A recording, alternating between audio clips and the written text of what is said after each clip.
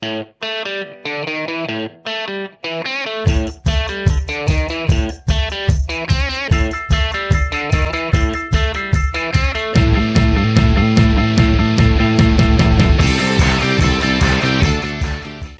I'm Mark Clem for Meet the Members of the National Ski Patrol, presented by Snow Pro Tees and produced by Matt G. Digital Consulting.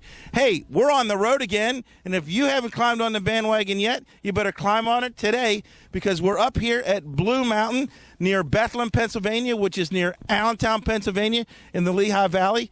And we're stopped in, or found another good friend, another brand new good friend of the show. It's Ryan Molloy, who actually says he watches the show a little bit. He's familiar with the show, and he's watched us all season. Ryan is a pro patroller here at Blue Mountain. And Ryan, a little bit of a rough in the middle here last week or so, but looks like you're back in full operation and we're ready to go and have another fun end of the winter. Yep, that's true. We're supposed to get about a week or so of cold weather, making a lot of snow. Hey, if you've never been to Blue Mountain, why don't you come on up? It's just a short ride from the Baltimore-Washington area, about 2.5, 3 hours up here. And it's close to Philadelphia, it's close to New York. Hey, it's close to everywhere in the Mid-Atlantic. And we get to talk to my good new buddy, Ryan Molloy. Ryan, let's find out what makes you be a patroller. How'd you get into the game? You said you've been patrolling for about 40 years. How'd you get started in this mess? Well, my dad's been a patroller for about, I want to say 19 years, 20 years about. And I just hung out with him every day. He came up. So I thought it'd be a good idea, and I joined as a YAP. YAP program was really cool, and it's just gone from there. YAP program, Young Adult Patroller Program, and you started out as a young guy. And why do you stay? What keeps you coming back from year to year to year? And you got the itch, right? I do have the itch. Really, what keeps me coming back is I get to help people. I enjoy that, and it's just a great experience. Now, when you were a YAP, a lot of mountains, the YAPs can do certain things. You're limited in certain things. But what kept motivating you, besides helping people, to say, one day I'm going to be driving a sled. One day I'm going to be here full time. One day this is going to be what I do. I just got to endure the process. My instructors, really, they kept pushing me to do it. I just thought it was fun. I thought all the training was fun. OEC and S&T, I thought it was all amazing. So that's what kept me going.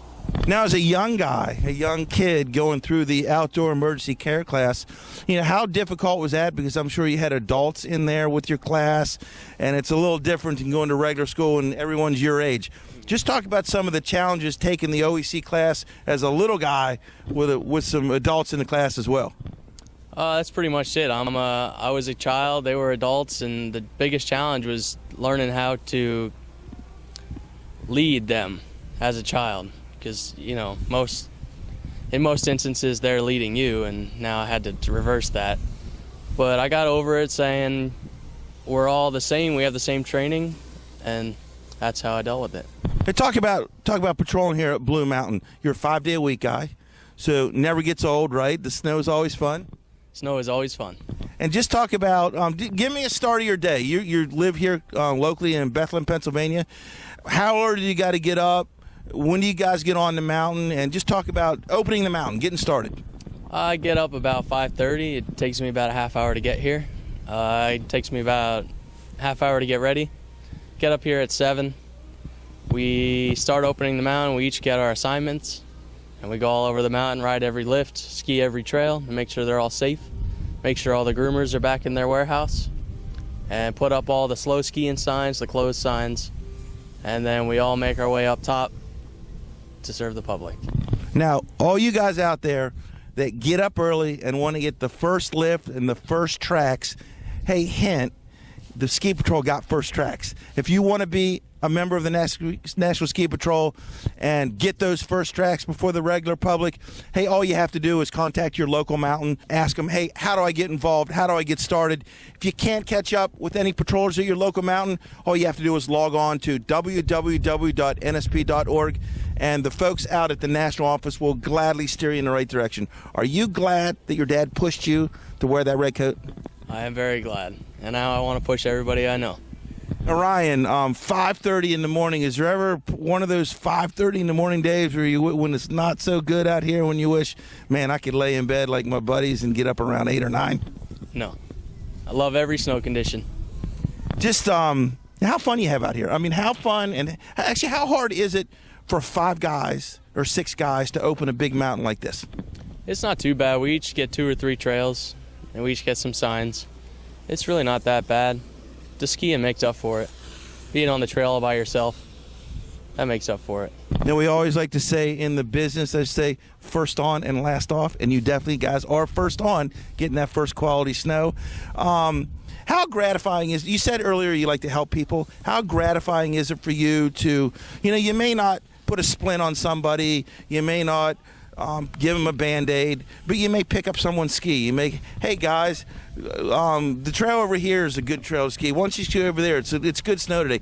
When you, at the end of the day, that's got to be pretty gratifying for you. It is very gratifying. I love doing it, and it just makes me happy to do that. Help people out, make them happy. When they're happy, it makes me happy. Ryan, you sound like a low-key guy. Nothing really ever excites you, which is good in this business. You gotta kind of keep low-key, but what gets you excited? What gets you like, man, I can't wait to get to Blue today? Obviously, big snowstorms. But big events like this, we have a race going on, a Razor's Edge all day, U19. I think I'm not sure what it is. Yeah, the Pennsylvania Cup is today.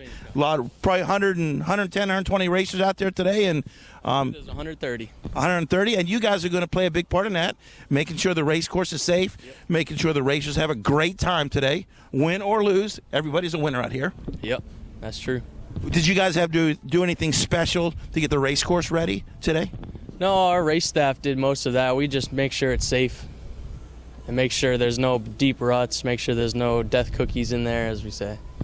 Talk about Blue Mountain a little bit. How big of a mountain? How many trails you got here, and what are some of the key trails that you got? You guys say, this is one of the best trails, or this is my favorite trail in the mountain. Just tell me a little bit about the terrain here at Blue Mountain. We have 39 trails at Blue Mountain. We have 2 gladed trails, and our trail that they're having the race on right now, Razor's Edge, that serves as the race trail for all the big race events. And Razor's Edge is probably the best trail on the mountain. It's always harder than all the other trails because they spread their urea down. So if you like hard race trails, that's the one you should go to. If you like gladed trails, our Sleepy Hollow Glade and Blue Bomber Glade are the ones to go to. And if you like long cruisers, Burma Road and Paradise are long green circles. They are slow skiing trails, so make sure you stay slow on them. Now, I've been out here a lot at Blue Mountain over the years watching my son race, but you just brought up some fun trails, and I can't wait to throw the mic down and get out there and tear up some turns. But, I'll go slow in the slow areas. Is that fair? That's fair. Fair enough. Ryan, it was good to meet you here. I'm glad we got to chat. First time we've been on the air here at Blue Mountain. And one last thing.